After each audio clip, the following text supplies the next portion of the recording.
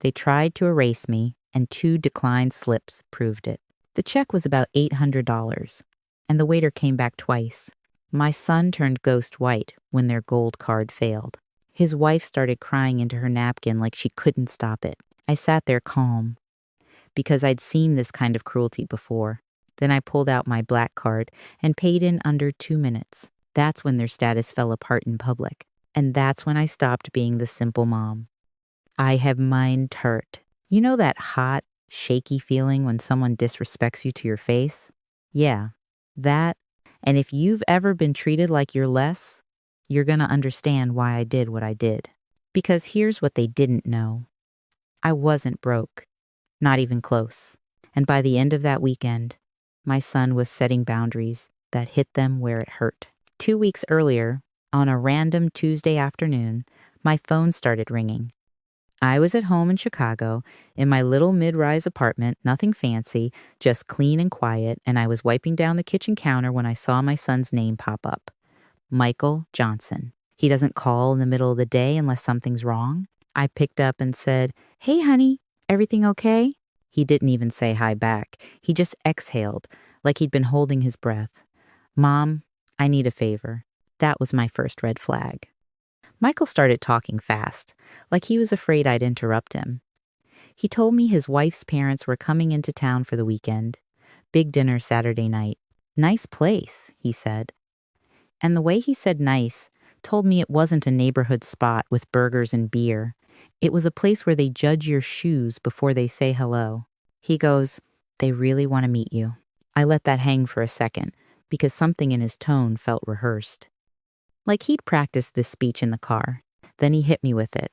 "Mom, I need you to just fit in." Fit in? With who? With what? I said, "What does that even mean?" Silence. Long enough I could hear traffic through my own window. Finally, he said, "I may have described you a certain way." My stomach went tight. "Michael, what did you tell them?" He started stumbling over words. "I didn't mean it like that. Look, they're intense, okay? They're big on appearances. Tu essere vedi, and right there, you already know where this is headed, don't you?" He admitted he told them I was simple, his exact word, simple. Like I'm a sweater you toss on when it's chilly. Like I'm a background character. Then he got worse. I told them you don't really have much, he said. That you live modest. Modest. That part was true. I do live modest. I always have. I raised him to respect work, not flash. But the way he said it like it was something to apologize for burned. I didn't yell. I didn't cry. I just got very still. He rushed in. "It's not because I'm ashamed of you. I swear. I just didn't want them judging you." I almost laughed, and it wasn't funny. They didn't greet a person, just an outfit. I asked him, "So what's the plan here? You want me to show up and play the role you sold?" He tried to sound hopeful. "Just for one dinner. Please. They're paying for everything, and they've done so much for me and Jessica." Jessica, my daughter-in-law. Jessica Garcia. Sweet girl when it's just us. Different person when her parents are around. I'd noticed it before. Little things, how her shoulders get tight, how she checks their faces before she speaks. I said, "So you want me to sit there and let them look down on me?" He didn't answer. Which was an answer. My phone buzzed while he was still talking. A text from Michael, like he wanted it in writing. "Please, Mom, just be cool. Don't mention money stuff. Please." Our even L's. And that right there was the receipt that told me everything. Big mistake. I walked over to my couch, sat down, and stared at my living room for a second. Simple furniture, a throw blanket from Target, a little plant in the window I keep forgetting to water. You wouldn't know, looking at my place, what my bank account looks like. You wouldn't know the kind of calls I take every day, the teams I manage, the contracts I sign, and I did that on purpose. Michael kept talking, trying to soften it. "They're not bad people, Mom. They're just, they're used to a certain lifestyle." I said, Are you serious right now? He went quiet again.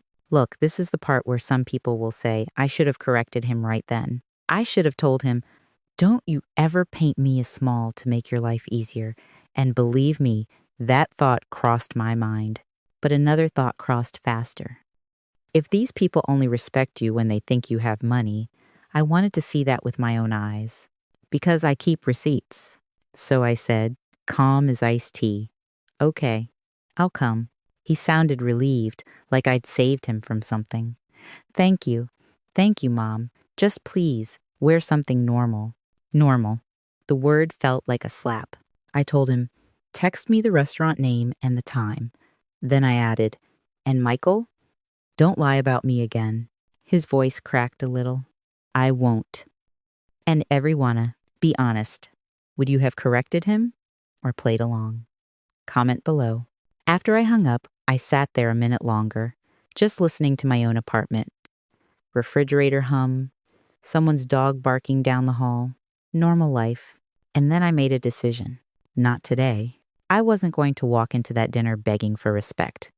I was going to walk in and let them show me exactly who they were when they thought I didn't matter. You can call that a test if you want. I call it protection. Because once you see someone's character up close, you can't unsee it. Wednesday morning, I went through my closet like I was planning a costume. Now, I'm not some fashion queen. I'm a late 50s woman who likes comfort and clean lines. But I do have nice things. I just don't wear them like a billboard. For this dinner, I pulled out the oldest, most tired-looking dress I owned, a wrinkled gray thing I'd kept for painting. I had a pair of worn flats with the toes scuffed up, no jewelry, no watch, no earrings. I grabbed a canvas tote bag that looked like it came free with a conference. I stood in front of my mirror and didn't recognize myself for a second, and then I did, because I've been that woman. I've been the one people talk over, the one they assume is desperate, the one they think should be grateful for crumbs. That memory didn't make me sad. It made me steady. By Saturday, the air in Chicago had that bite it gets at night, even when the day is fine. I left my apartment early because I didn't want to show up flustered. Flustered reads as weak to people like that. I ordered an Uber and watched it crawl through traffic. The driver made small talk weather, the Cubs, the usual. I answered politely, staring out at the city lights. When we pulled up to the restaurant, I already knew it was going to be a show. Valets lined up like soldiers. A doorman in a dark coat. Warm gold light spilling out onto the sidewalk. People stepping out of cars like they'd been waiting all week to be seen. The kind of place where the menu doesn't need prices because the people ordering don't ask. The driver glanced at me in the rear view, then at the entrance, then back at my dress. He didn't say anything, but his face did. I tipped him anyway. I always tip. Inside, the air smelled like money and butter. Low lights, soft jazz. Tables spaced out so you can talk quietly and still be heard. Michael was already there with Jessica. He stood up the second he saw me. Not a big smile, not relaxed, more like he was bracing for impact. Like he was worried I'd embarrass him. That hurt more than I expected. Marcus looked away. That hurt most. Jessica leaned in and gave me a quick cheek kiss that didn't reach her eyes. Hi, Linda, she said. Linda Johnson. That's my name. She used my full name like we were coworkers. Her eyes flicked down to my shoes, then back up. Michael didn't notice. Or pretended not to. He whispered, They're here, like it was a warning. And then I saw them. Her mother, Karen Williams, was dressed like she was walking into a magazine shoot. Perfect hair, perfect makeup, jewelry that caught the light every time she moved her hand. Her father, Robert Williams, had that stiff corporate posture. Crisp suit, big watch. The kind of man who takes up space on purpose. Karen looked at me and smiled with her mouth only. She didn't step forward like a normal person. She stood there and waited for me to approach, like I was meeting royalty. So I walked up, held out my hand, and said, It's nice to finally meet you. I'm Linda. Her handshake was weak, like touching me cost her something. Robert's handshake was firm, but his eyes were cold. He gave me a quick up and down scan and nodded like he'd just confirmed a suspicion. And here's the thing, you can feel that kind of judgment. It's not subtle. It sits in the air like smoke. Karen turned her attention back to Michael and Jessica immediately. She touched Jessica's arm, asked about their hotel, asked about the suite, asked if the car service picked them up okay. I just stood there. The invisible person. Michael cleared his throat and said, "Mom, they wanted to do dinner downtown. It's one of their favorites." Karen smiled again. "We like to keep things elevated." Elevated. Lord. A host came over and greeted Karen and Robert by name. By name. Like they were regulars. Like the restaurant knew to treat them like VIPs. Karen didn't introduce me. Not once.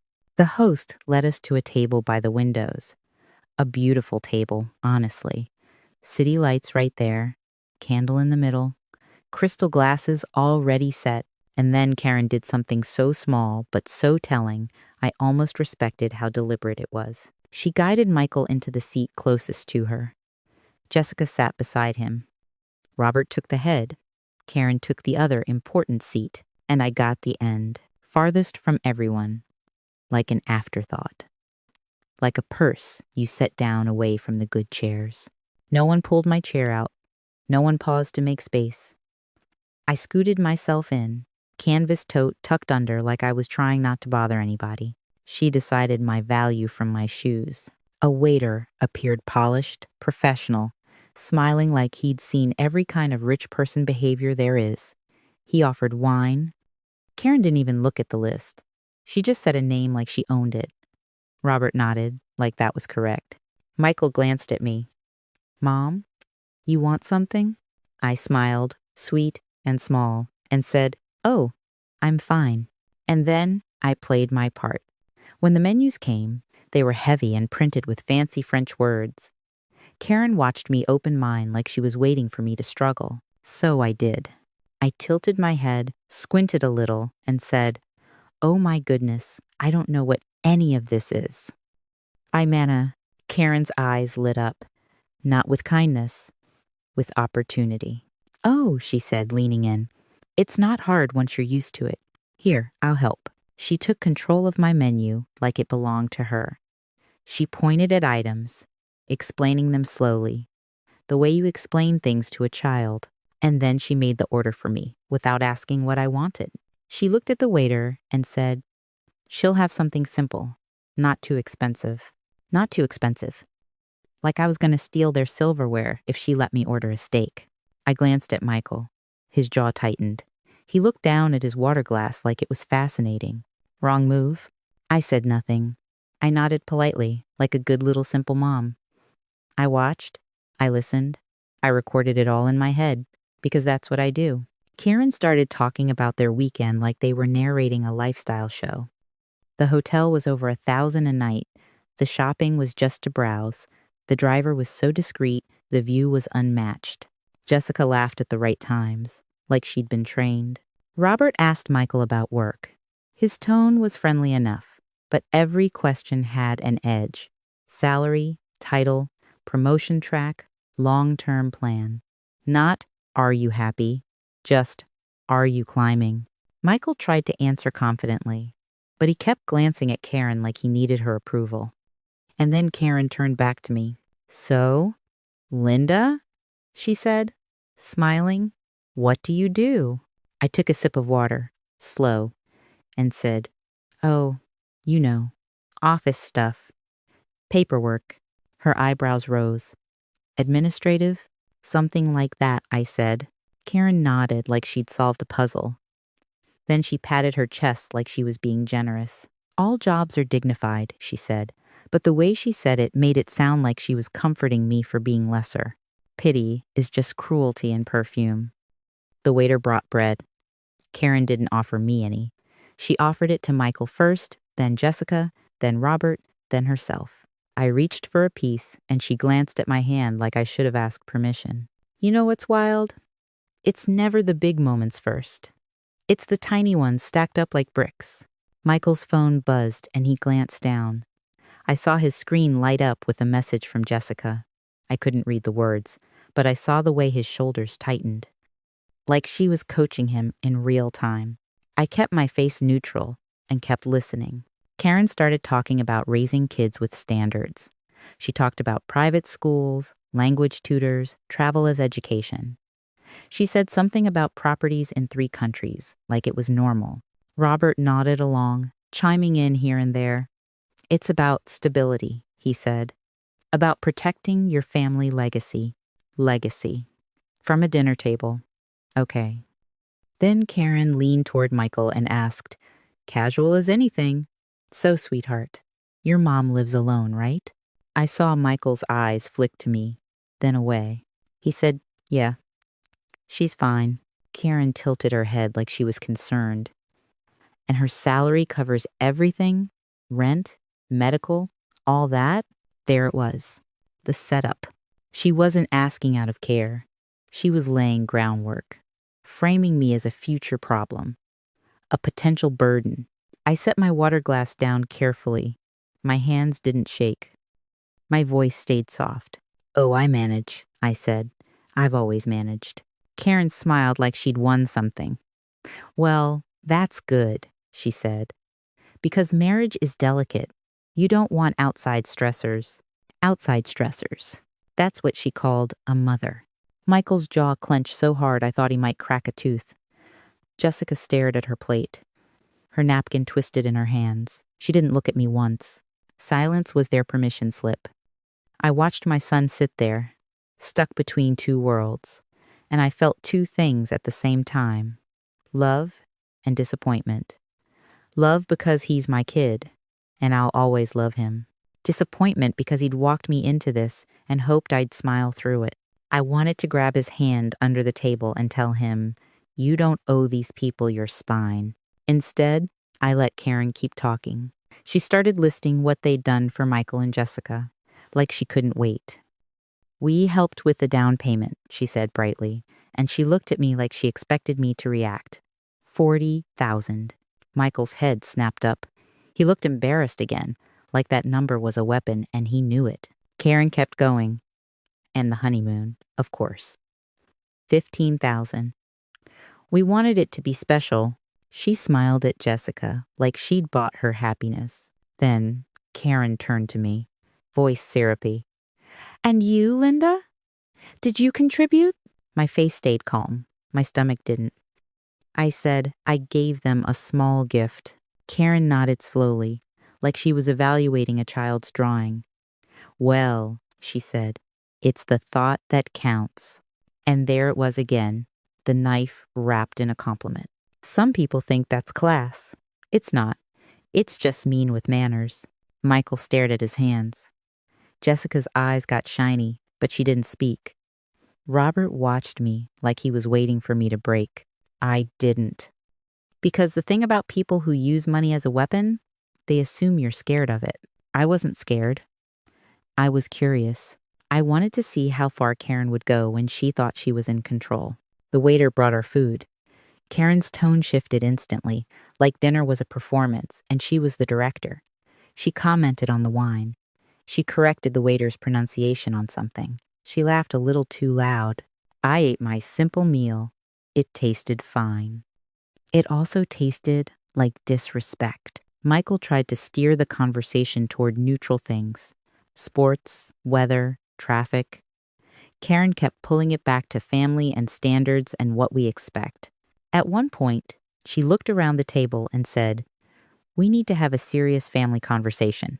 And the air changed. You could feel it, like someone turned the temperature down. Robert set his fork down.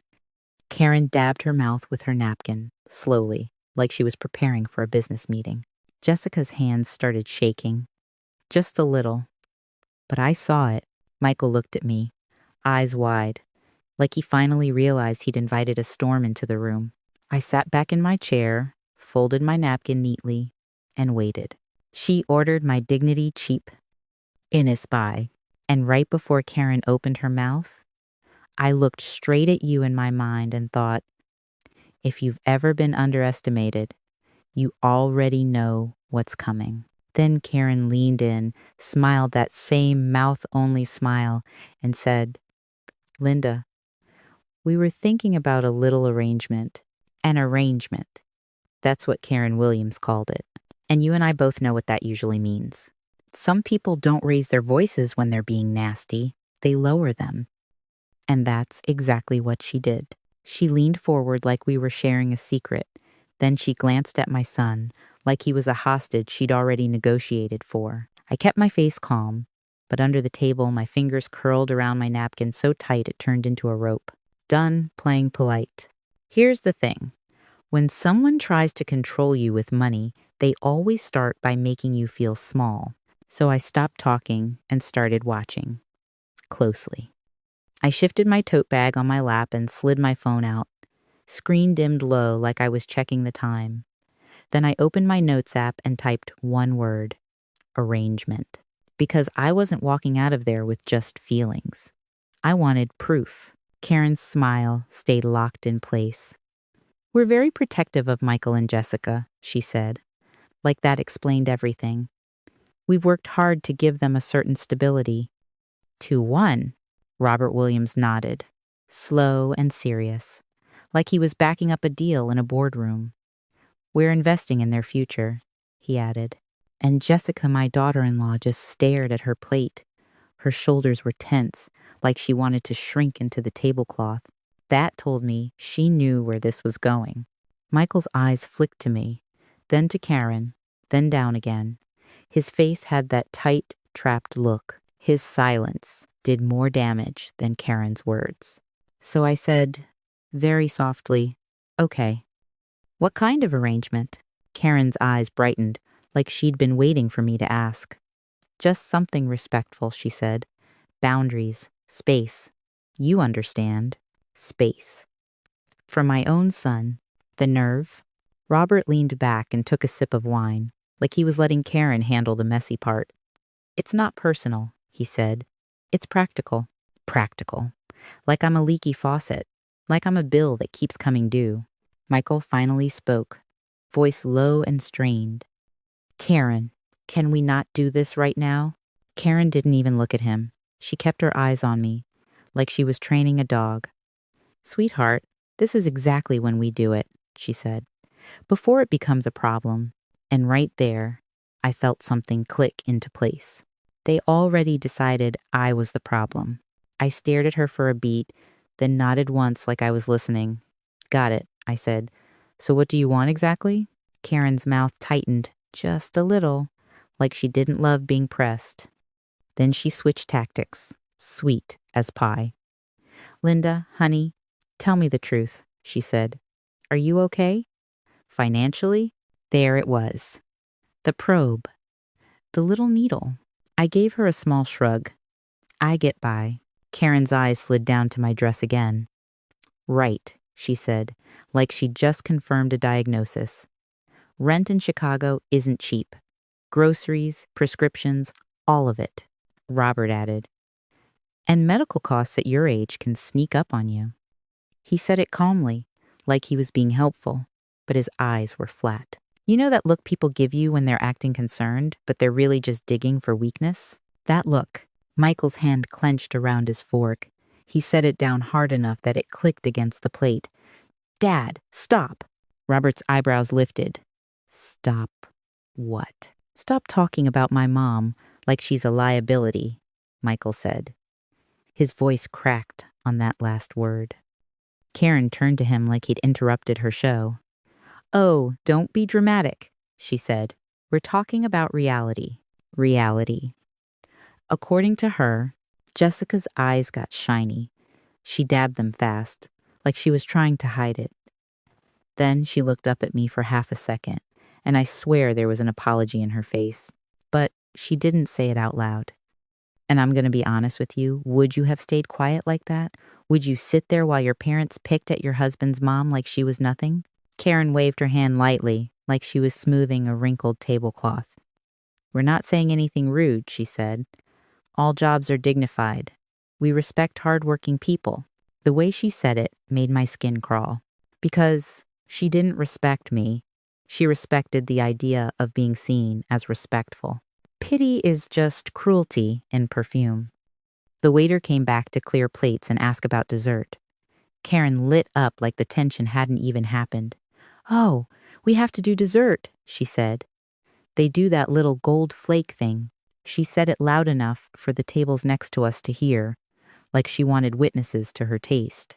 Michael looked at the waiter and said, "No dessert, thanks." His voice was firm. Karen's smile went stiff. "Michael," she said quietly, "don't be rude." He stared back at her. "I'm not being rude. I'm done being managed." Jessica flinched at that. Robert's jaw tightened, and Karen's eyes flashed, just for a second. Then she reset, smooth as ice. "Fine," she said. "Coffee then." When the waiter left, Karen leaned toward Jessica and started talking about how we raise kids, how they'd never let a child be unrefined. Private schools, language programs, travel for culture. She said, "We started their passport stamps early, like it was a parenting trophy." Robert chimed in about properties and investments, like he was reading off a resume, and I kept typing little notes in my phone under the table. Private school, travel, unrefined, properties. If anyone ever tried to rewrite this night later, I wanted a clean record. Michael noticed my phone, and his eyes narrowed. He didn't say anything, but he shifted in his seat, closer to me, like he wanted to protect me, and didn't know how. Karen caught that, of course. She caught everything. She smiled and asked, "So, Linda, do you have family nearby?" I said, "Not really." She nodded sympathetically. "That must be hard," she said, and she meant, "That must make you easy to remove." Robert asked, "Do you have any retirement savings?" Michael snapped, "Seriously?" Karen gave him a look like he'd embarrassed her. "We're trying to help," she insisted. "You two are building a life. We just want to make sure there aren't extra responsibilities." Extra responsibilities. Somebody's mom isn't an extra responsibility. She's a person. Jessica finally whispered, "Mom, please." Karen's eyes softened in a fake way. "Sweetie, I'm doing this for you," she said. "You deserve peace. Peace. The kind they buy by pushing people out." Michael's phone buzzed again. He glanced down, and I saw his face change fast. Not confusion, not curiosity, anger. He typed back with his thumbs moving hard, like he was holding himself together with pressure. A second later, my own phone buzzed in my lap. Michael texted, "I'm sorry. I didn't know she'd do this." And that message hit me in a weird place, because it meant two things at once. One, he knew she was out of line. Two, he still thought this was happening to me, not because of him, but because of her. So I texted back, "Stay calm, don't give her a scene, let her talk." I screenshotted both messages immediately. Receipts don't lie. Karen shifted gears again, like she was building a staircase toward the main punch. She looked at me and said, "Michael told us you're simple. In a good way." She laughed a little. "Not complicated." I blinked at her. "Simple," I repeated, like I was tasting the word. Michael's face went red. He looked like he wanted to crawl under the table. Karen continued, "So you won't mind a straightforward conversation?" Robert nodded once, like that was permission. I nodded too. "Straightforward is fine," I said. Because at this point, I was past offended. I was collecting data. Karen tapped her fingernail against her glass. A tiny little click-click, like she was thinking. Then she said, "Let's talk about the wedding." Jessica's shoulders tightened so hard I thought she might crack. Karen smiled at her daughter. "You know we did it because we love you," she said, loud enough for the room. "The dress, the venue, the photographer. We wanted it to be perfect. It's as Al quoted Haven." Then she turned to me. "And you contributed too, right?" Her tone was polite, but the setup was nasty, like she'd already decided my answer would be embarrassing. I kept my voice small. "I gave them a little gift." Karen tilted her head. "How sweet," she said. It really is the thought that counts. Michael's chair scraped the floor a little as he shifted. He was fighting to stay seated. I could see it. Robert cleared his throat. We also helped with the home, he said. And he didn't even pretend it wasn't a flex. Down payment, $40,000. Karen jumped in immediately, proud. And their honeymoon, she added, $15,000. We didn't want them doing some cheap little beach trip. Jessica's eyes dropped. Michael's face tightened, and Karen watched me, waiting for me to look grateful, or jealous, or ashamed. Instead, I smiled politely and said, "That's generous." Karen relaxed, like she'd won again. Then she leaned in and lowered her voice, like she was doing me a kindness. "Linda, we understand you probably can't do what we do," she said, "and that's okay." She patted my hand. Actually patted it. Some people say I'm petty. I say I'm not letting anyone pat me like a charity case. I pulled my hand back slowly and reached for my water. "I'm fine," I said. Karen's eyes narrowed a fraction.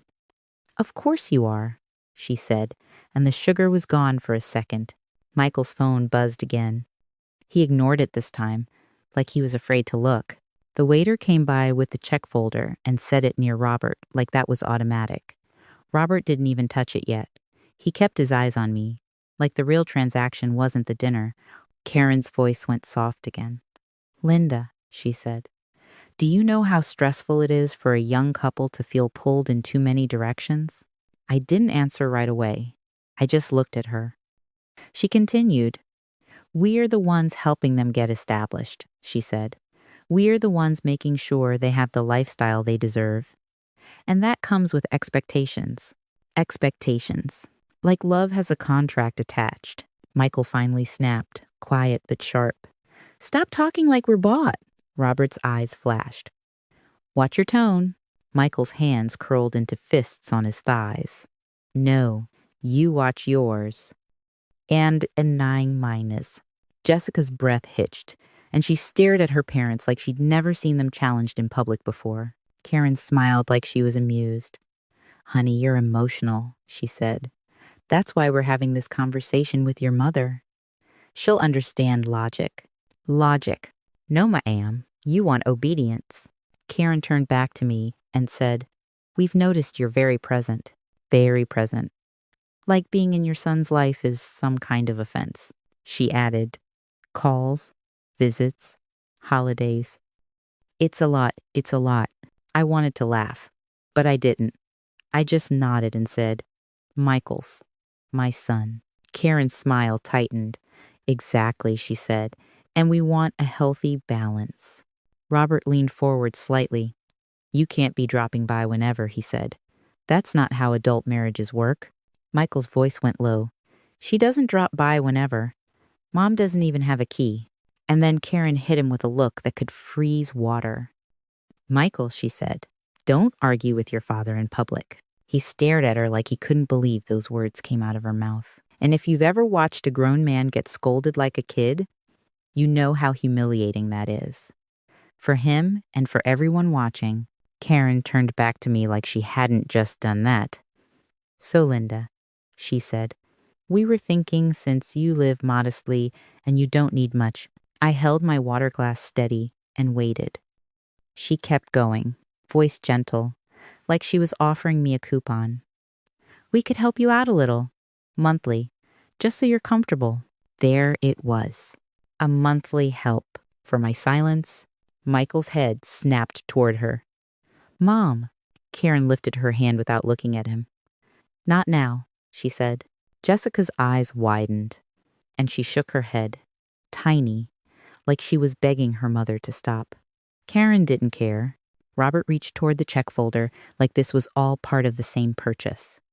Dinner, control, quiet. My phone buzzed again.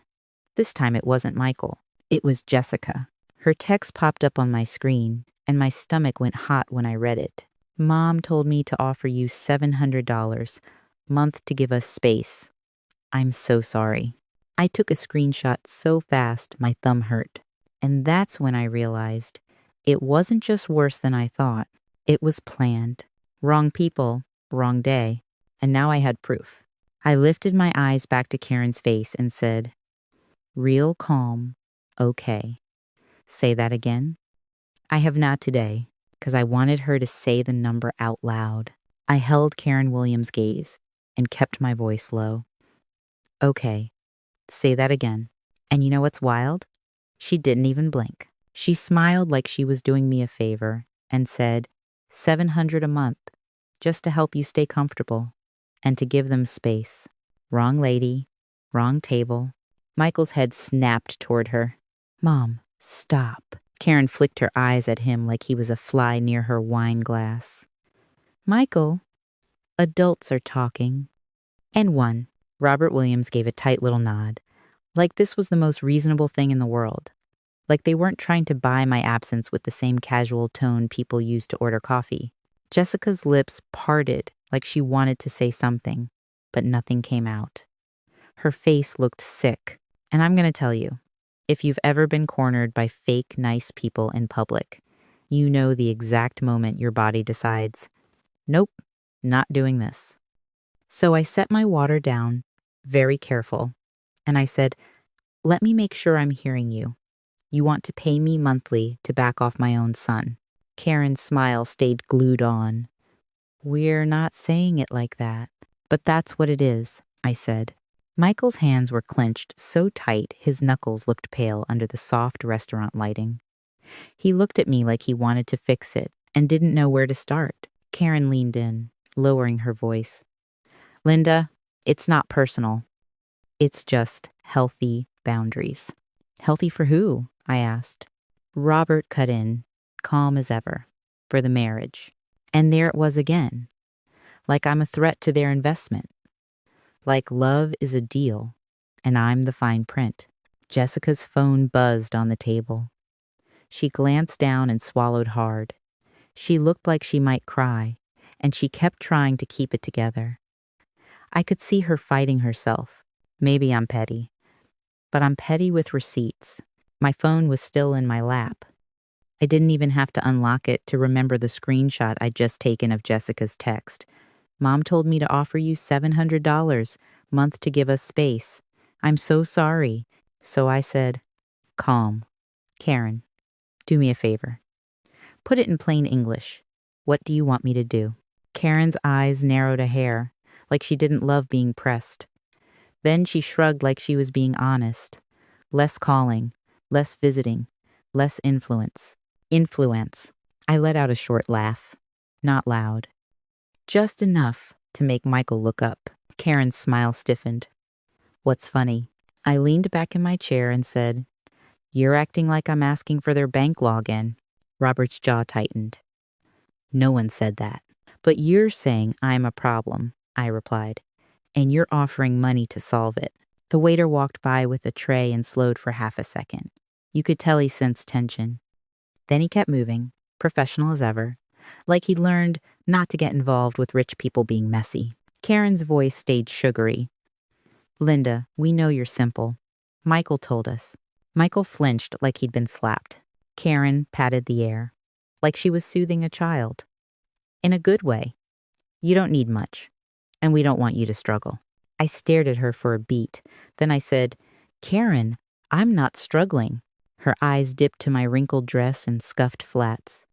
Okay, she said, like she didn't believe me. And here's the thing. I could have ended it right there by pulling up my banking app, showing balances, shutting her down, but I didn't want her to think I needed her approval. I wanted her to understand something deeper. So I said, let me ask you a question. If I was broke, would you still be saying this? Karen's smile didn't move, but her eyes went cold. We'd still want boundaries. Sure, I said. And if I was broke, this offer would feel like help, right? Like you're saving me?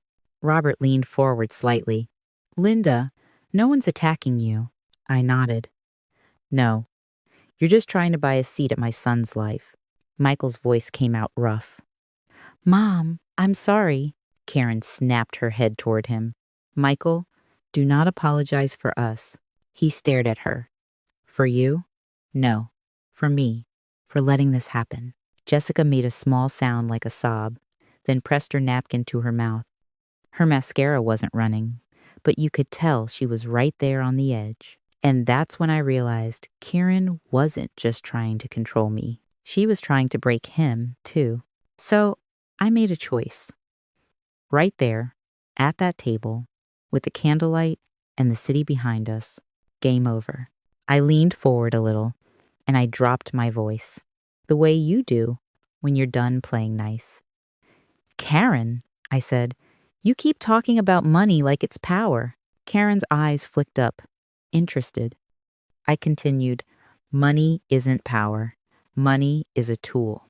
Robert gave a short, humorless chuckle. That's rich. I smiled at that, because he didn't even know how right he was.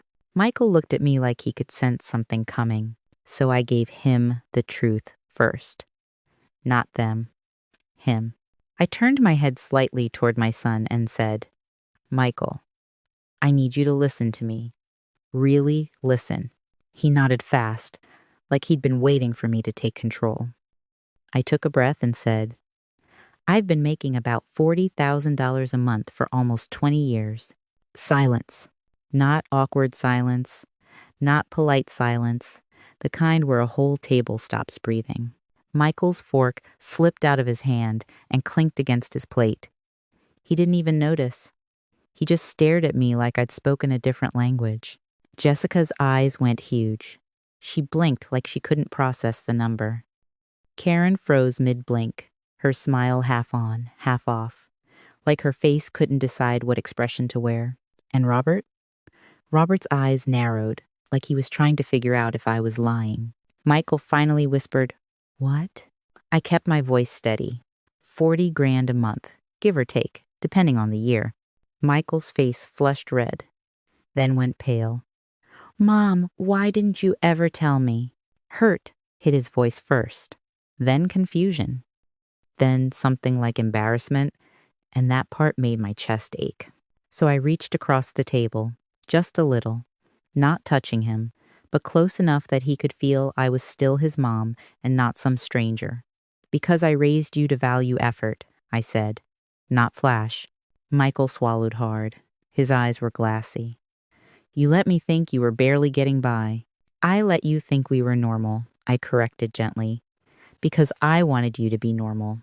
Karen finally found her voice.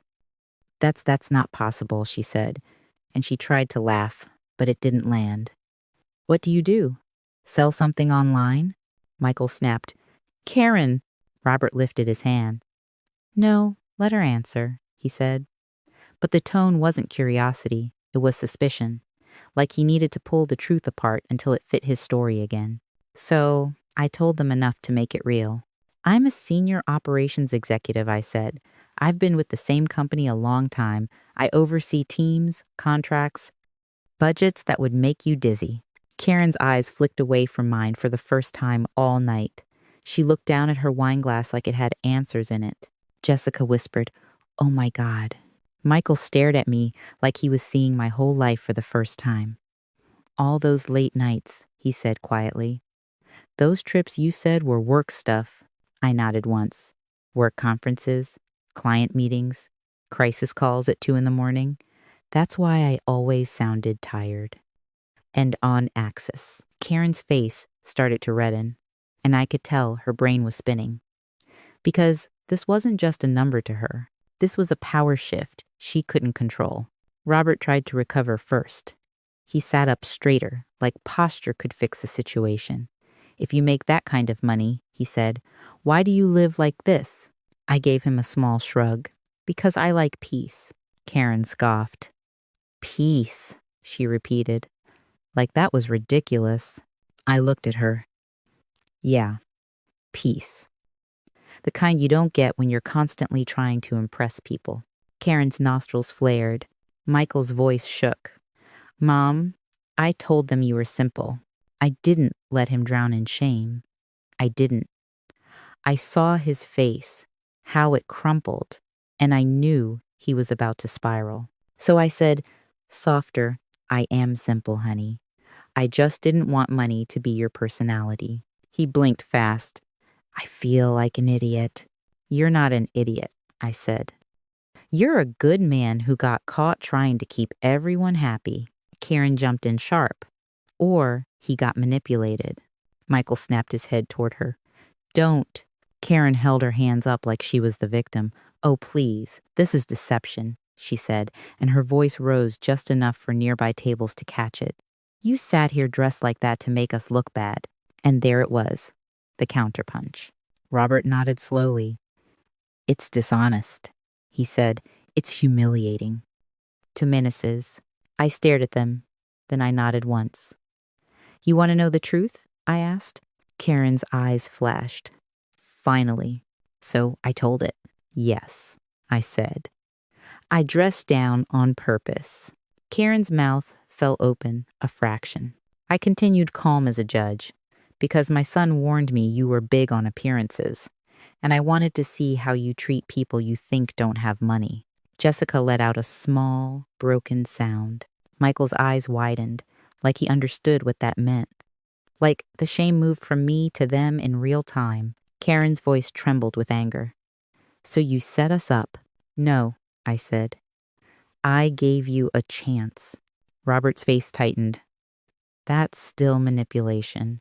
I nodded again. Sure. Call it whatever makes you feel better.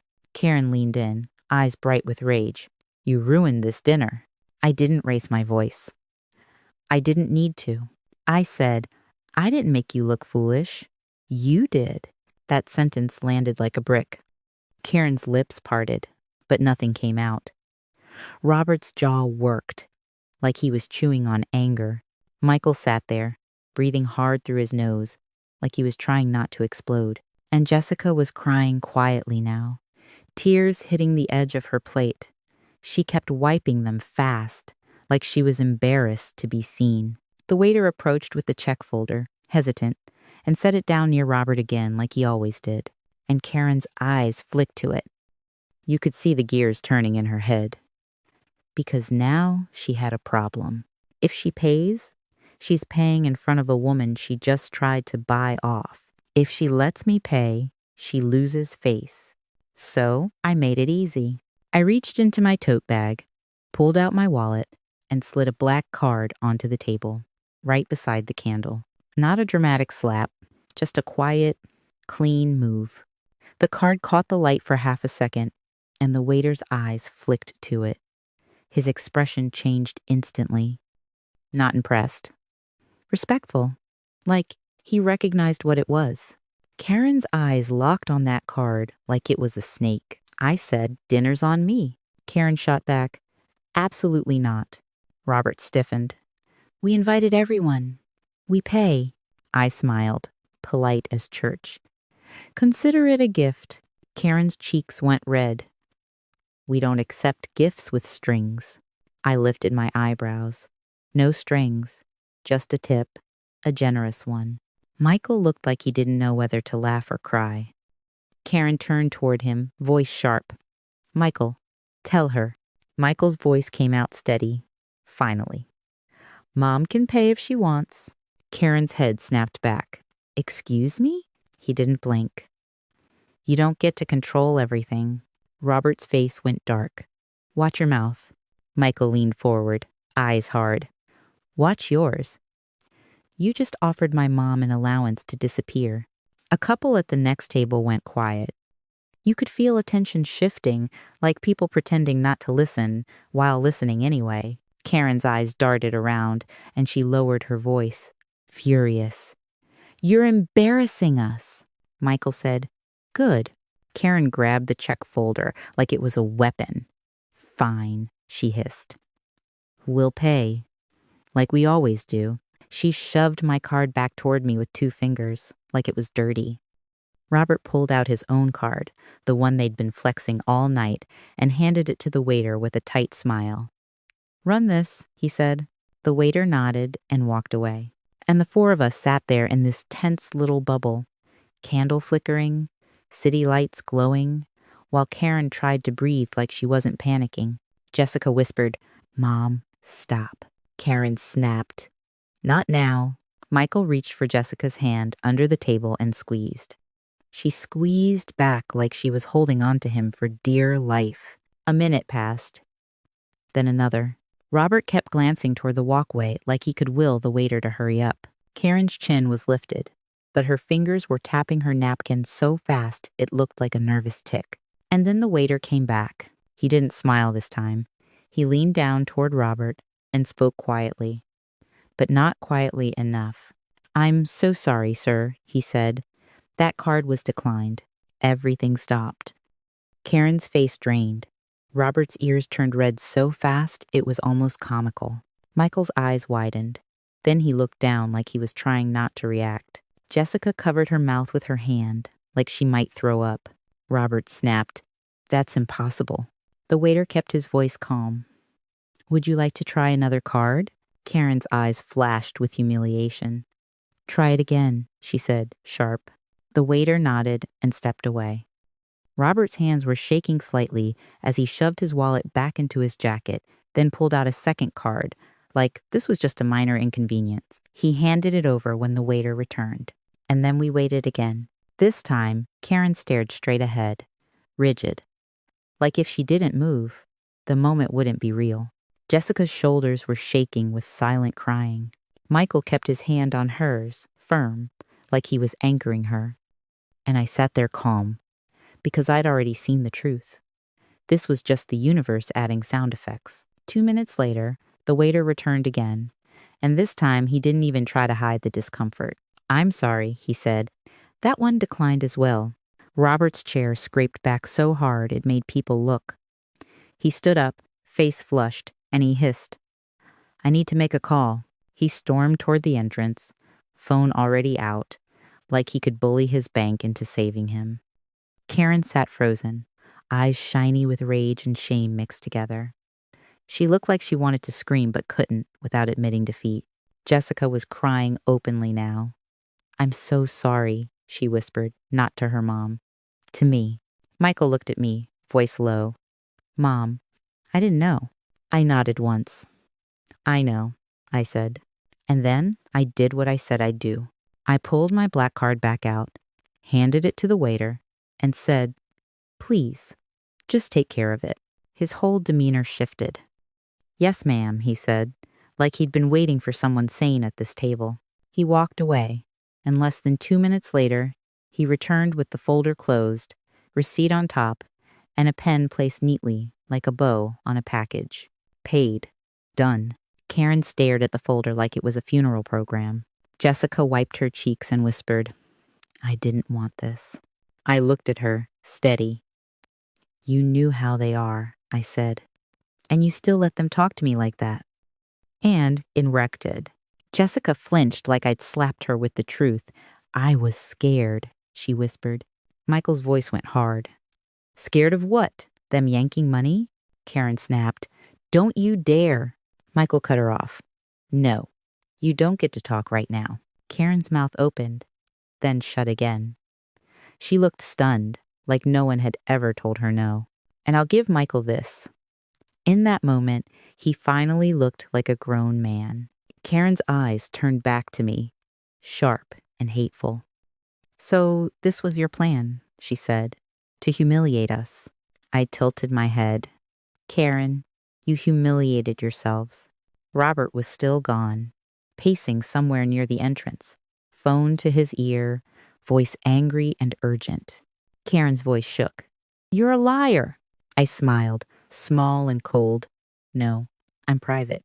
Jessica let out another sob, and Michael pulled her closer, like he was trying to keep her from being swallowed by her own family. Karen's eyes flicked to my clothes again, like she couldn't let it go.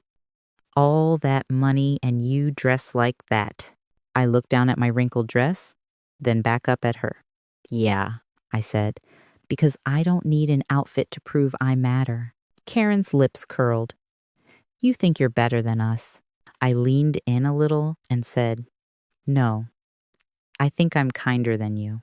And that's when Karen went quiet, because that one hit, where it counts. She tried to recover, voice sharp. "We speak 3 languages," she snapped, like that was a shield. I didn't even hesitate. I said, In which of those languages did you learn to be kind? Karen froze. Jessica made a choking sound. Half laugh, half sob. Michael stared at his mother-in-law like he'd never seen her speechless before. Robert finally came back, face tight, phone in his hand. He didn't look at the check. He didn't look at me. He looked at Michael like he wanted to burn him with his eyes. Karen stood up, napkin tossed on the table. "We're leaving," she said. Michael didn't move. "Okay," he replied. Robert's voice was low and nasty.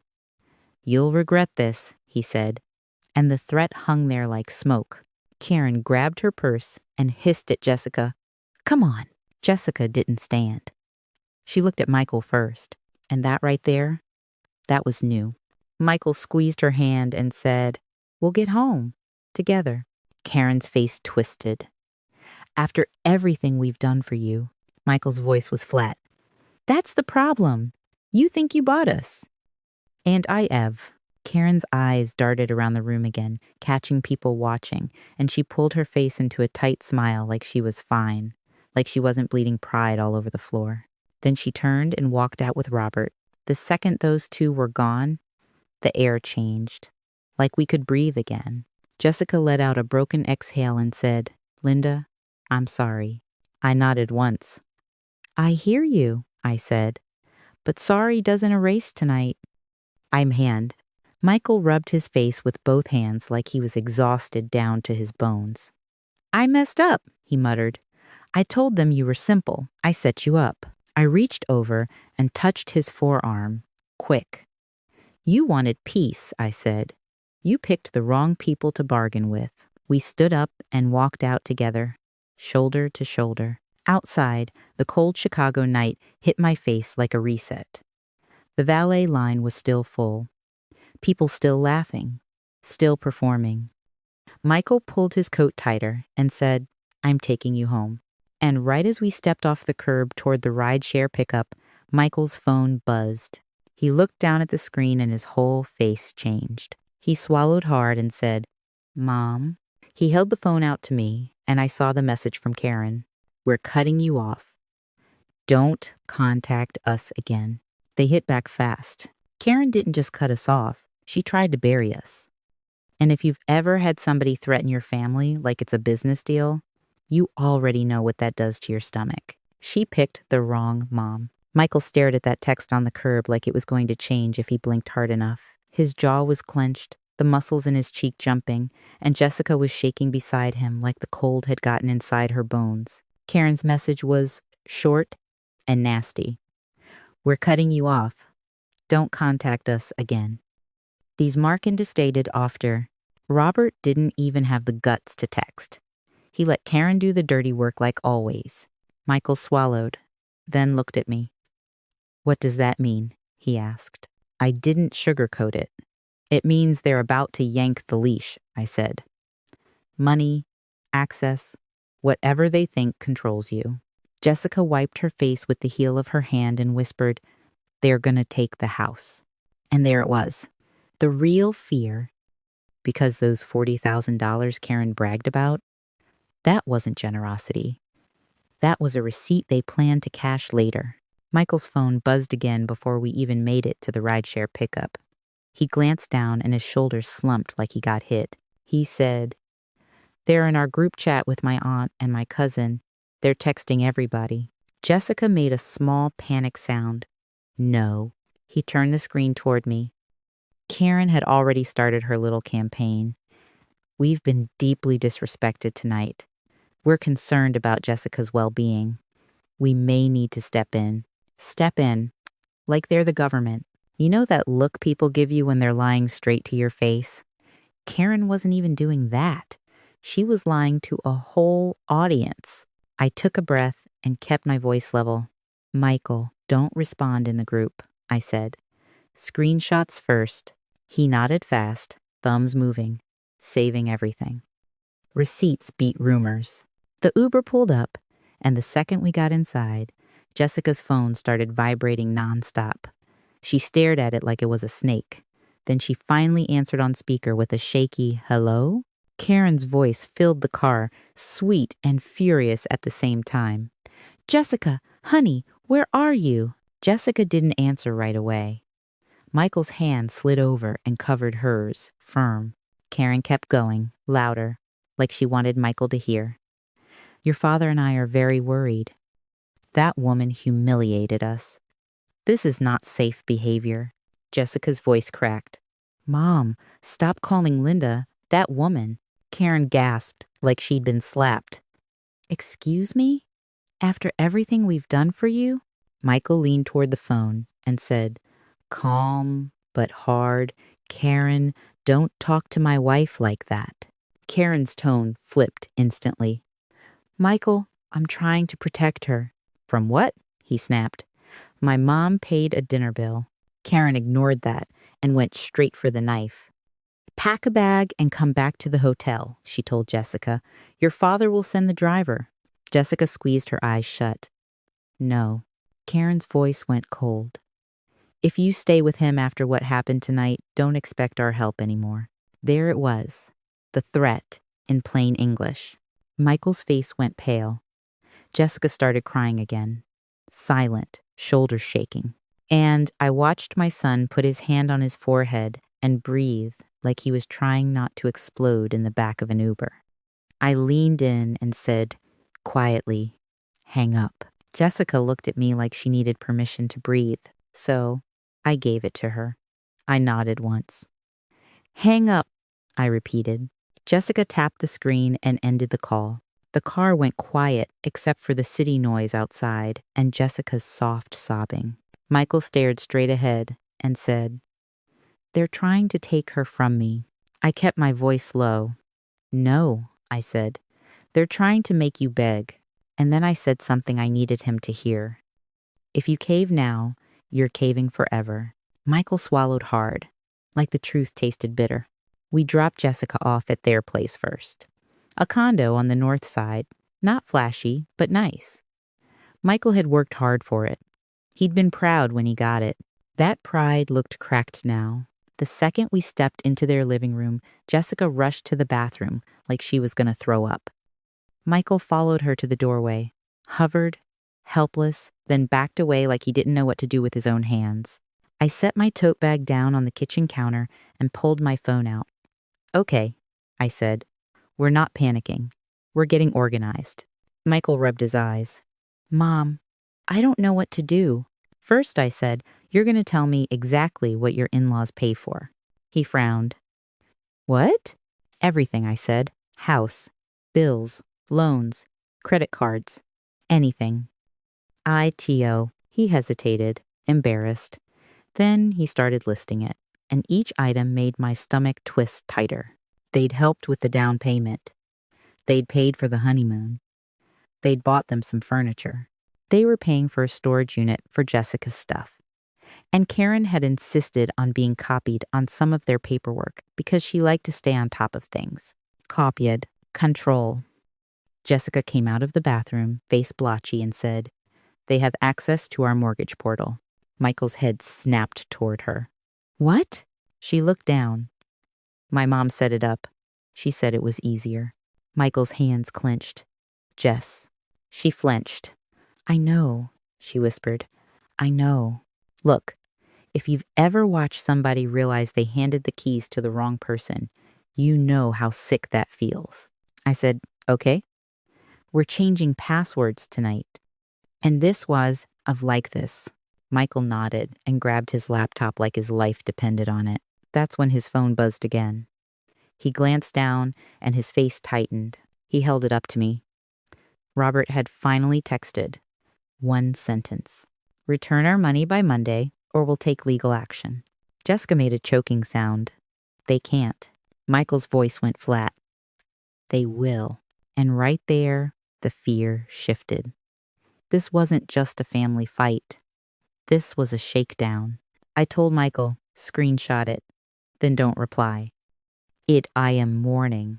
He stared at me. But don't, I repeated. They want you emotional. We're going paperwork.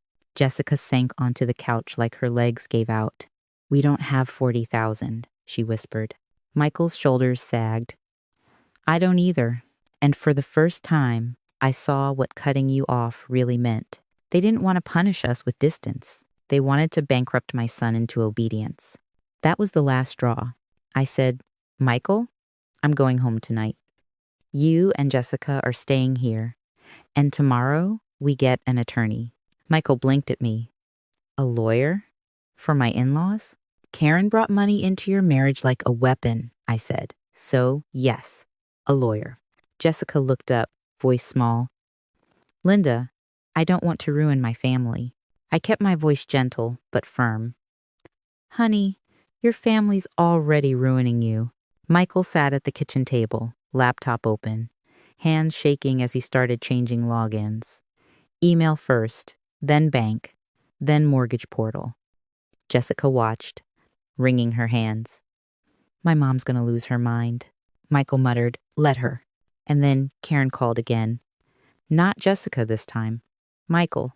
He stared at the screen like it was poison, then hit speaker. Karen's voice came in tight and controlled.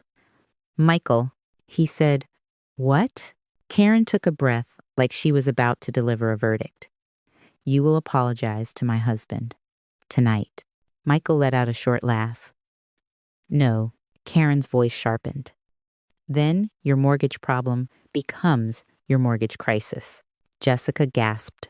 Mom, Karen ignored her. And if you think you can lock us out, you're mistaken, she said. We have documents. Michael's face went white. He mouthed, documents? Karen continued. You're going to learn you can't treat us that way and still benefit from us. I leaned closer and whispered to Michael, ask her to put it in writing. Michael swallowed, then said, Karen, text me exactly what you're threatening. And did. Karen's voice went syrupy. It's not a threat. It's boundaries. Michael snapped. Text it. Karen hung up. Jessica covered her mouth. Oh my God. Michael stared at his phone. She's going to do it. I nodded once.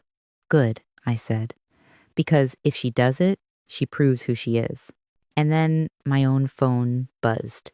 A number I didn't recognize. It was an email notification, actually, from my building's front desk back at my apartment. Package delivery attempted. Signature required.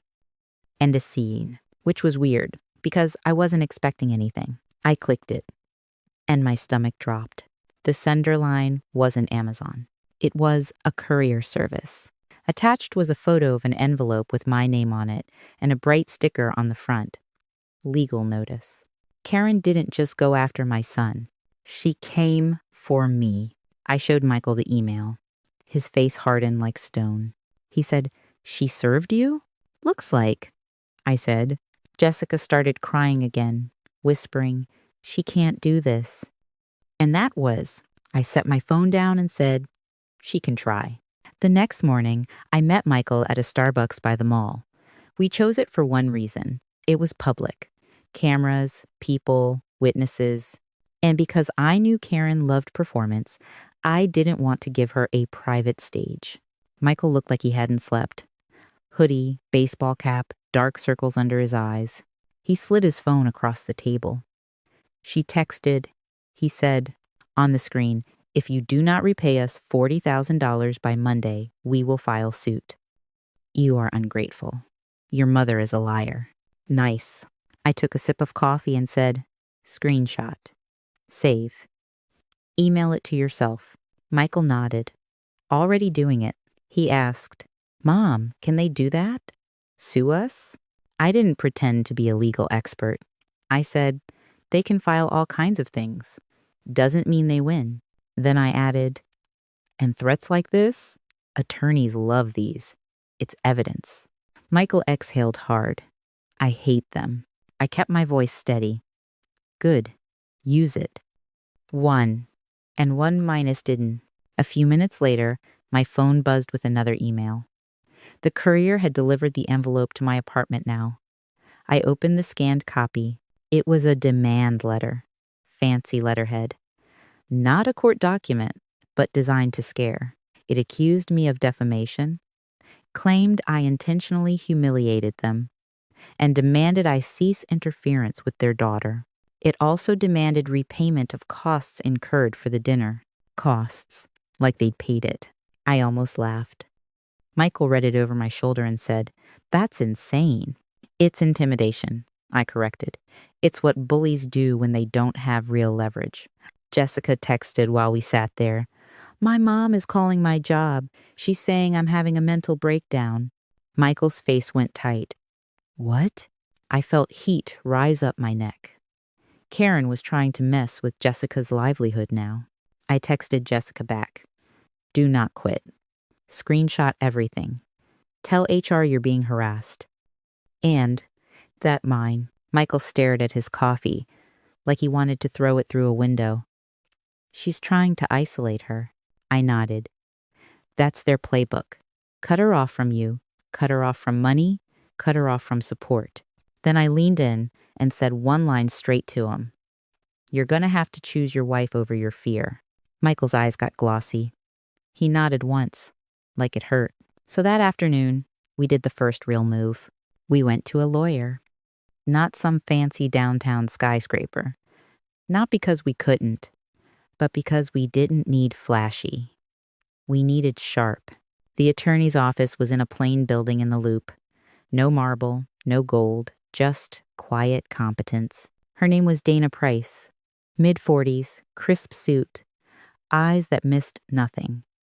She shook my hand like she meant it, then looked at Michael and said, "Tell me what happened." Michael started talking, and his voice wobbled at first.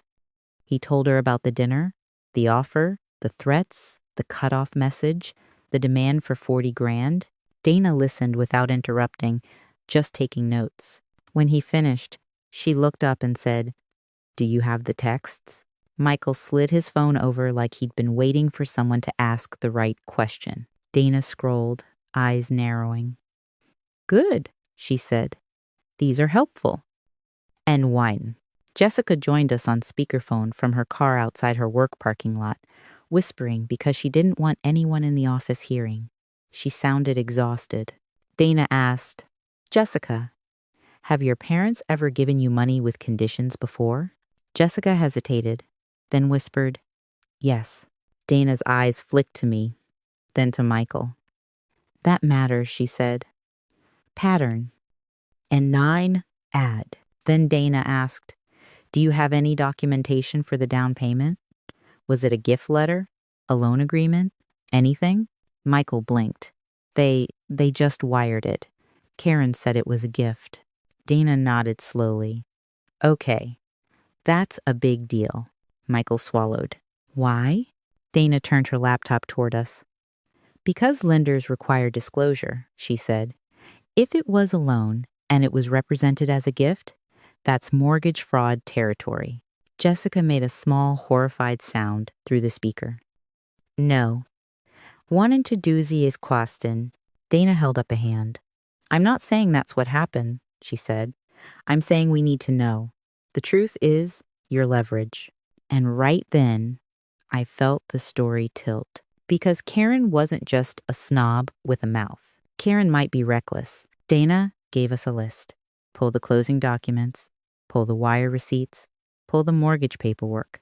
Anything that showed how that $40,000 was labeled. She also told Jessica to email her HR immediately and document any contact from her parents. And, Dana added, "Do not pay them a dime right now. Do not admit anything. You communicate through me if it escalates." Michael nodded so hard his cap almost fell off. Walking out of that office, I watched my son stand a little straighter. Not relaxed, not okay, but steadier. Because there's a difference between being scared and being prepared. That night, Michael and Jessica dug through folders like they were digging through rubble. Jessica had a whole file box labeled house that Karen had insisted on organizing for them. Of course she did. Michael dumped it onto the dining table, papers sliding everywhere. "She's insane," he muttered. I sat across from him, phone in hand, ready to take photos of anything that mattered. Jessica flipped through documents with trembling fingers. "Here," she said, pulling out the closing packet. Michael leaned in and started scanning. He stopped on a page, and his face changed. He whispered, Gift letter. I leaned forward. It was a standard form, the kind lenders require. It stated that the funds were a gift, not a loan, and no repayment was expected. And it had Karen Williams' signature on it. Jessica's voice broke. She made me sign too. Michael stared at the page like it was radioactive. But she's demanding repayment. And I took a photo of the gift letter immediately, then another, making sure the signature was clear. Then I said, "Find the wire." Jessica dug deeper. "I think it's in the online portal." Michael pulled up their bank history. He found the deposit. $40,000, wired in months ago. The sender name was not Karen Williams. Michael frowned. "That's weird." Jessica leaned in. "What does it say?" Michael zoomed in and read it out loud. Slow.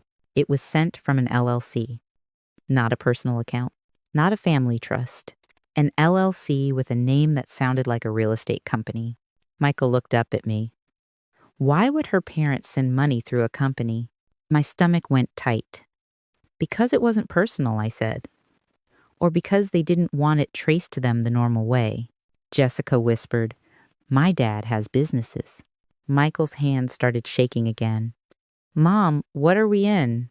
And here's the part where we almost got crushed. Because as we sat there, trying to figure out what that LLC meant, Jessica's phone rang. Her work. She answered, and I watched her face go pale as she listened. She whispered, "Yes, okay, thank you for letting me know." She hung up and stared at us, eyes wide with fear. Michael said, "What?" Jessica swallowed hard. "My HR said my mom called. She told them I'm unstable, that Michael is controlling me, that I might need wellness checks." Michael shot up from his chair. "She did what?" Jessica started crying, hands shaking. "She's trying to get me fired." Michael paced like a caged animal. "I'm going to call her right now." I stood up too and put my hand out firm.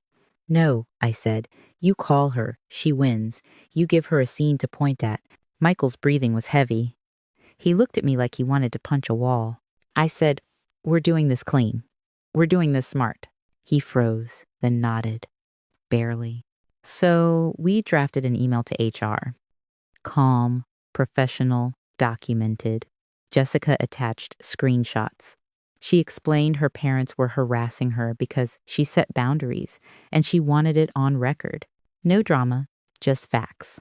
When she hit send, she let out a breath like she'd been holding it all day. Then Michael's phone buzzed again. This time it was a Venmo notification. Karen had sent him a request for $40,000. With a note, "Repay what you owe." I stared at that screen and felt my eyebrows lift. Because Karen wasn't trying to win in court. She was trying to create a paper trail that made them look like victims. I looked at Michael and said, "Decline it. Screenshot it first." He did. Then, because I couldn't help myself, I said one more line, straight to you. "Would you let somebody extort you through Venmo?" Michael sank back into his chair and stared at the gift letter again. "If this is a gift," he said, "she can't demand it back." Jessica whispered, "She'll still try." "Any do that." "And that," I said, "is why we find the weak spot." Michael looked up. "What weak spot?" I tapped the photo of the gift letter on my phone. "The truth," I said. "They can't stand truth." Then I pointed at the wire from the LLC. "And that," I added, "might be more than truth. That might be trouble." Michael's eyes narrowed. "You think they lied to the lender. I think they do whatever they need to do to control people," I said. "And sometimes that crosses lines." "And Etienne." Jessica wiped her cheeks and whispered, "My dad always said, don't worry about paperwork. I handle it." Michael's face hardened. "That's not normal." "No," I agreed. "It's convenient." We went back to Dana Price the next morning with a folder full of screenshots and photos. Dana read the gift letter, looked at the LLC wire, then leaned back in her chair, expression flat. She said, "Okay, this is interesting." Michael leaned forward. "Good, interesting?" Dana held up a finger. potentially dangerous interesting, she said. But it's leverage if you use it correctly. Jessica's voice shook. Leverage like what? Dana turned her screen toward us and pulled up a public records search portal. We're going to identify that LLC, she said. We're going to see who owns it, what it's used for, and whether it's connected to your father's business. Michael swallowed. Can we do that? Dana nodded. Yes. And we're going to do it quietly. It is knocking. They Junine. She clicked through, typed the LLC name, and waited. A result popped up. Dana's eyes narrowed as she read the details. Then she looked up at us. She said, this LLC is listed as active, registered in Illinois. Michael frowned. Okay. Dana pointed at a line on the screen. And here's the registered agent, she said. The name on the screen wasn't Robert Williams. It was Karen Williams. Jessica's breath caught. What? Dana kept scrolling, calm as ever. And the mailing address, she said, matches the hotel they're staying at. Michael stared. So they're using a company to move money while they're in town. Dana nodded. Or they're using it to hide something, she said. Either way, it makes their gift story messy. Jessica's hands were trembling. Is this illegal? Dana didn't jump to conclusions. She said, it could be nothing. It could be something.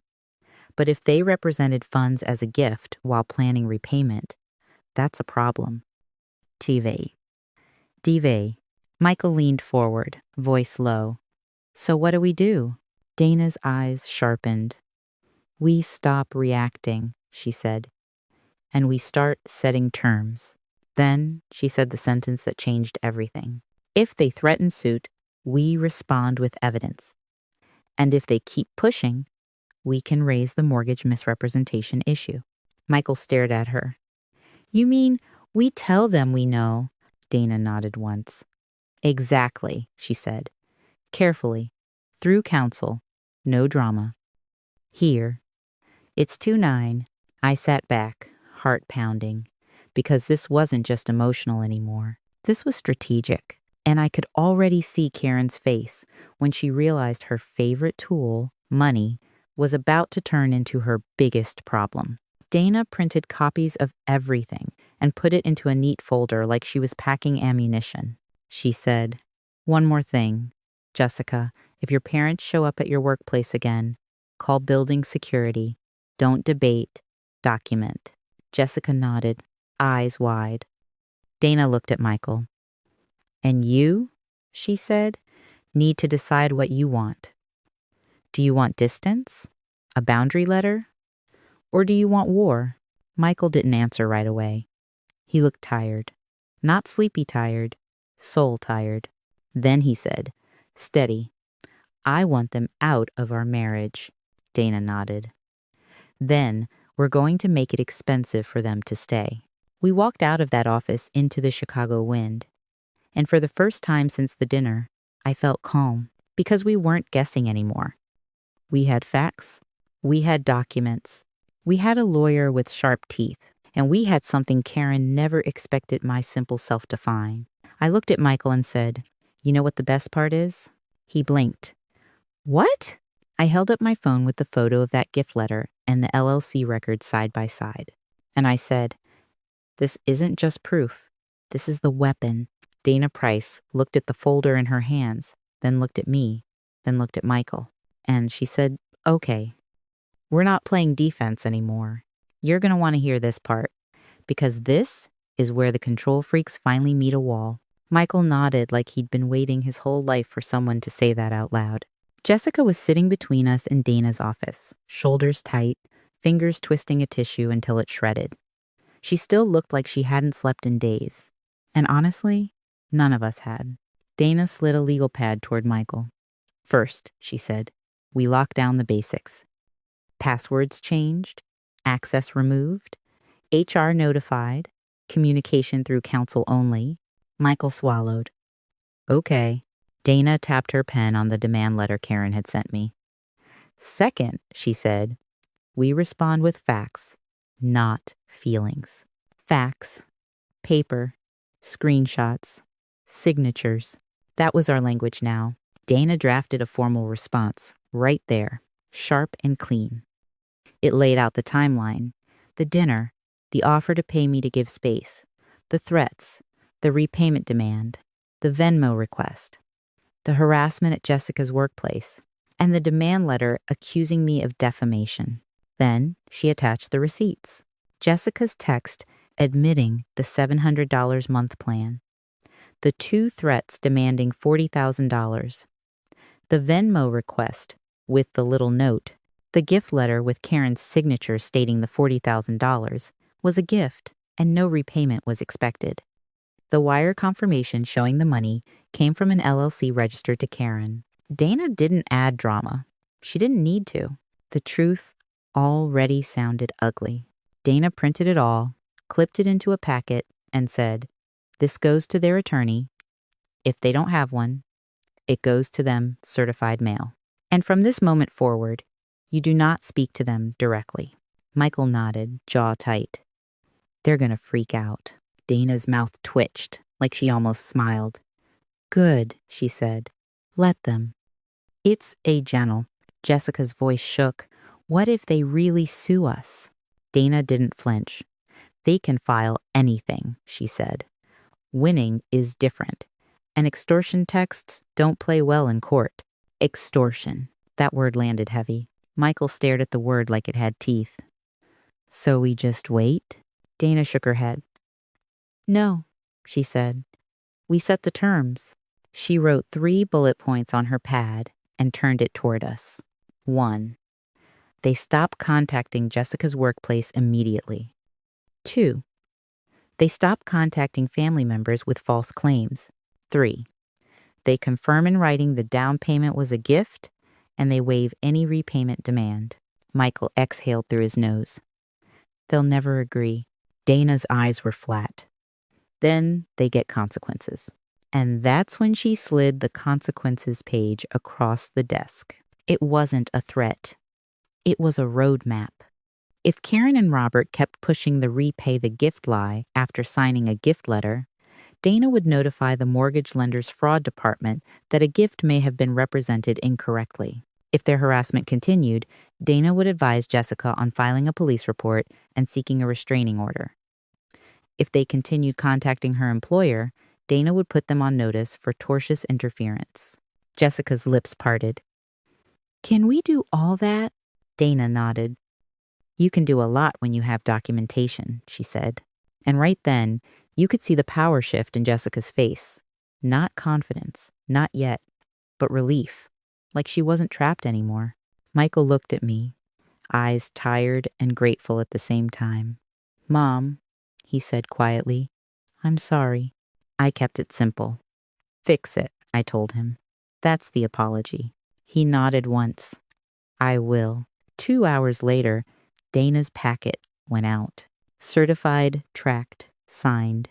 No yelling, no begging, no chasing them down in a hotel lobby. Just paper landing like a hammer. That night, Karen tried to go around it anyway. Michael got a call at 9:17 p.m., and when he saw her name pop up, his whole face tightened like a reflex. He didn't answer. He let it go to voicemail. Then the voicemail came through, and we listened to it on speaker in his living room, the 3 of us sitting there like we were waiting on medical results. Karen's voice was sweet at first. "Michael, honey, call me back." "And this way." Then it turned. Fast. "You don't get to humiliate us and then hide behind some lawyer," she snapped. "That woman is poisoning you. Your mother is manipulating you. If you don't fix this, you'll lose everything. Lose everything." I looked at Michael. "Save it," I said. He nodded, eyes hard. "Saved." Jessica wiped her cheeks, and her voice came out small. "She always does that. She scares people until they fold." Michael said, "Not anymore." He didn't sound brave. He sounded done. Gone. 10 minutes later, my phone buzzed with a text from an unknown number. It was Robert. "Tell your lawyer to back off. We will not be threatened." I stared at it for 1 second, then forwarded it to Dana. That was it.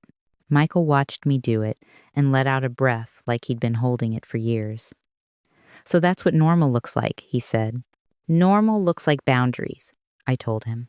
Jessica's phone buzzed, and she flinched, then looked down. Her eyes went wide. She turned the screen toward us. Karen had sent her a message that made my stomach go cold. If you don't come back to us tonight, we'll tell your work you're unstable. Again, Michael's face changed. It went past anger. It went quiet. He said, "Okay, that's it."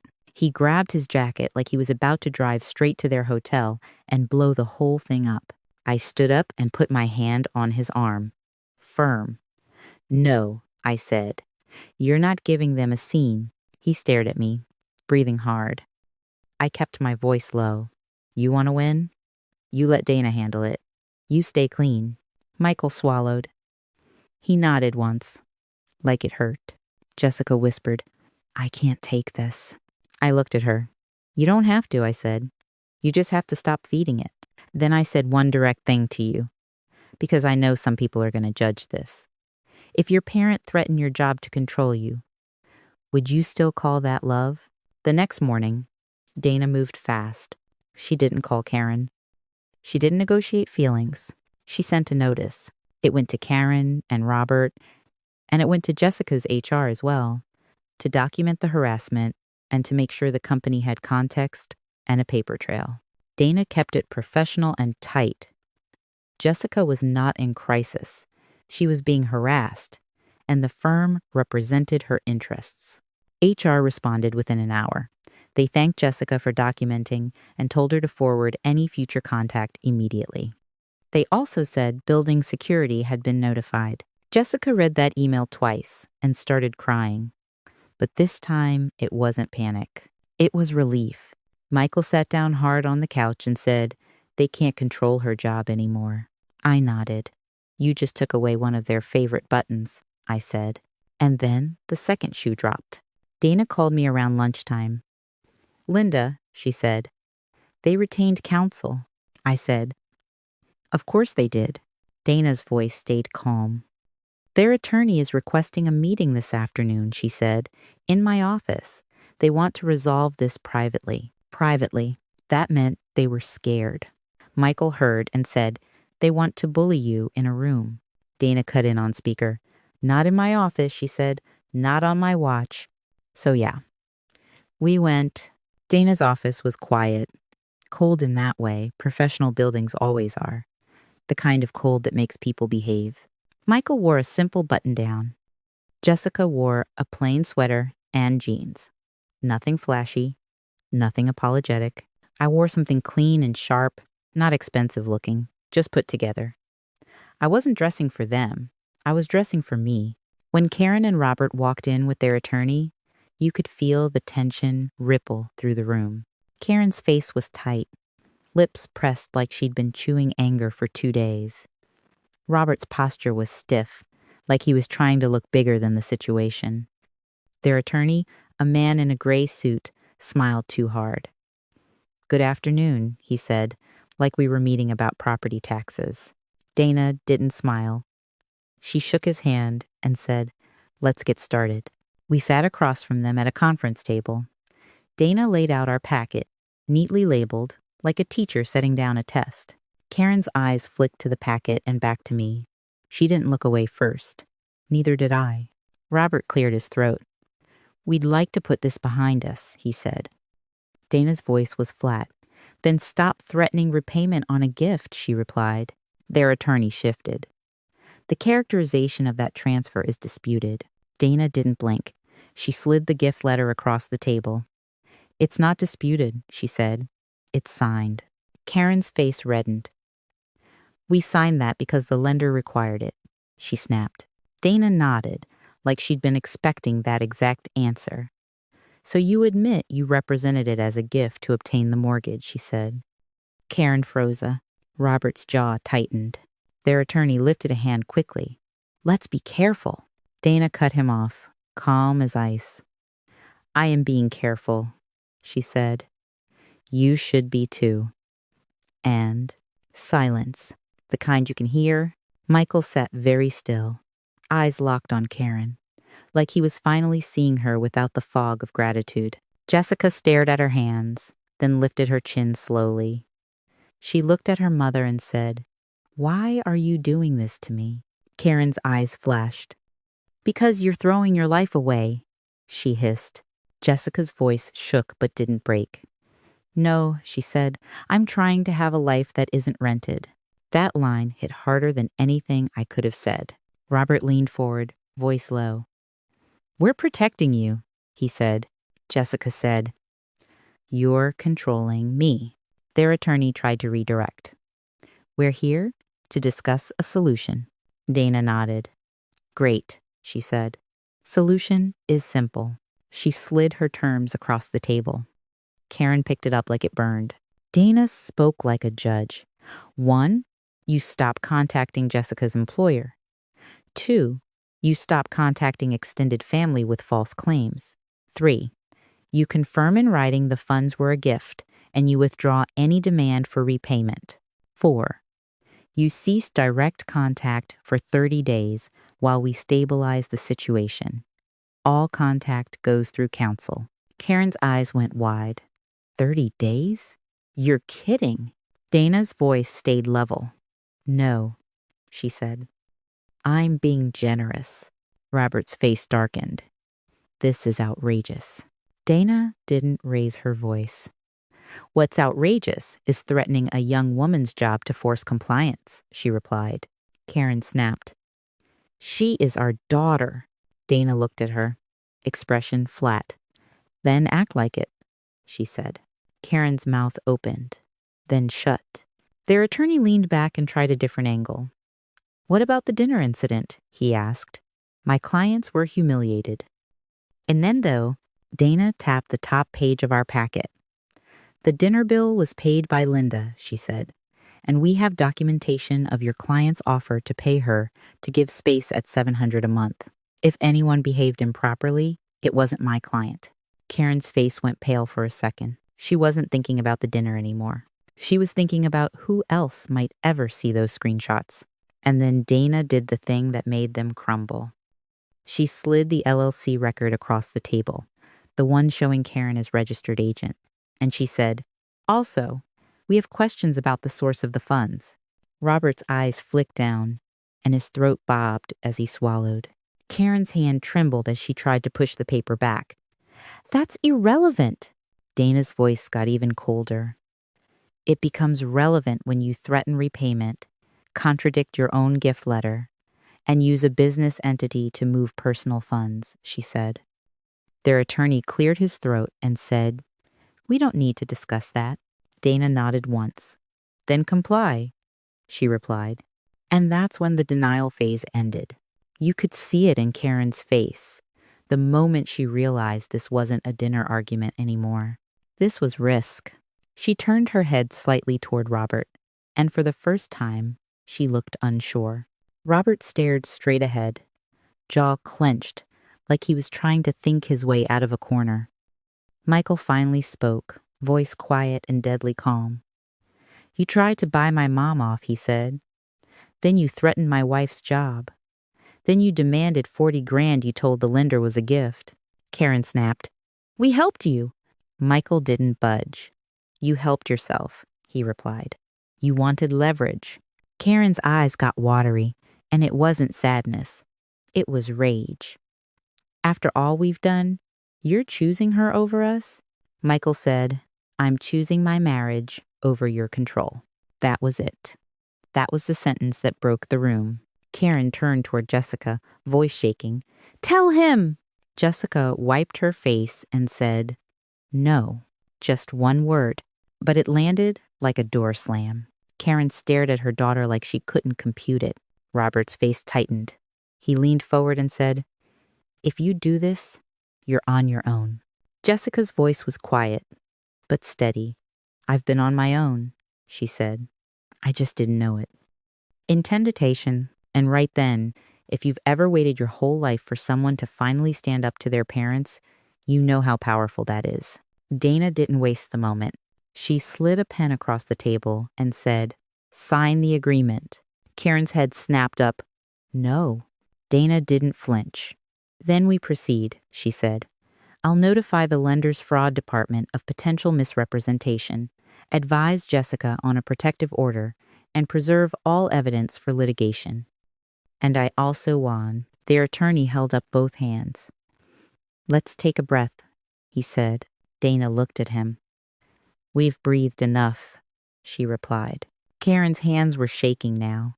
She looked at the pen like it was a snake. Robert leaned toward their attorney and whispered something I couldn't hear.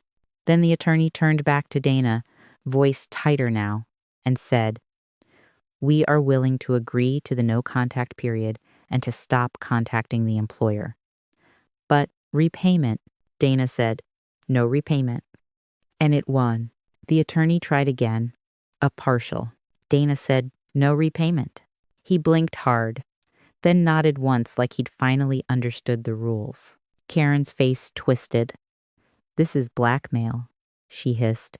Dana's voice stayed calm. No, she said. This is consequence. Karen looked at me then, eyes sharp, and said, You planned this. I met her gaze and said, No, you did, because she did. She lit the match. We just didn't let the house burn down. Robert finally spoke through clenched teeth. Fine, he said. We'll sign. Karen whipped her head toward him. Robert. He cut her off. Enough, he said. Sign it. And that right there was the panic phase turning into surrender. Karen grabbed the pen and signed like she was stabbing the paper. Robert signed next, jaw tight. Their attorney signed last, then slid the agreement back. Dana didn't smile. She just gathered the pages and said, Good, like she'd checked a box on a list. Karen stood up so fast her chair scraped loudly. Heads in the hallway turned. She tried to regain her composure, smoothing her blazer, lifting her chin. But her eyes were glassy, and her hands were still shaking. Then she did one last nasty little move, because that's who she is. She looked at Jessica and said, Don't come crying to us when you ruin your life. Jessica stood too, and she looked her mother straight in the face and said, I won't. Clean, simple, final. Robert didn't say goodbye. He just walked out, stiff and silent. Karen followed, and as she passed me, she leaned in and hissed, You think you won. I didn't raise my voice. I didn't even change my expression. I said, I know I did. After they left, Michael sat down hard and pressed his palms to his eyes like he was holding himself together. Jessica's shoulders sagged, and she started crying again, but this time Michael pulled her in and just held her. No words, just presence. Dana handed Michael a copy of the signed agreement and said, Now you enforce it. If they break it, you document and you call me. Michael nodded, voice rough. Thank you. Dana looked at him and said, Don't thank me. Thank your mother for saving every message. That hit him. He turned toward me and his face crumpled a little. I'm sorry I ever made you feel small, he whispered. I swallowed. Don't do it again, I said. That's all. One of the acted Beeville. We walked out of that building into downtown Chicago, and the air felt different. Not lighter, exactly. Just clearer. Jessica's phone buzzed as we got to the sidewalk, and she froze for a second out of habit. Then she looked at the screen. It was her HR rep. Security has your back. Let us know if they contact again. Jessica read it, then let out a shaky laugh through tears. They can't reach me, she said. Michael squeezed her hand. No, he said. They can't. It stud, and here's the salt in the wound they didn't see coming. 2 days later, Karen's attorney sent Dana a follow-up email confirming, in writing, that the $40,000 was a gift. No repayment would be pursued, and they'd cease all contact per the agreement. In other words, the same woman who tried to buy me off for $700 a month had to sign paperwork admitting she had no claim. And because Karen had already sprayed her little lies into family group chats, Michael did one clean, quiet thing that felt like justice without turning into a circus. He sent a single message to the family thread. No insults, no rant. He posted a screenshot of Karen's $40,000 Venmo request, then posted the signed gift letter, then posted the attorney's written confirmation that no repayment would be pursued. 3 images, no captions.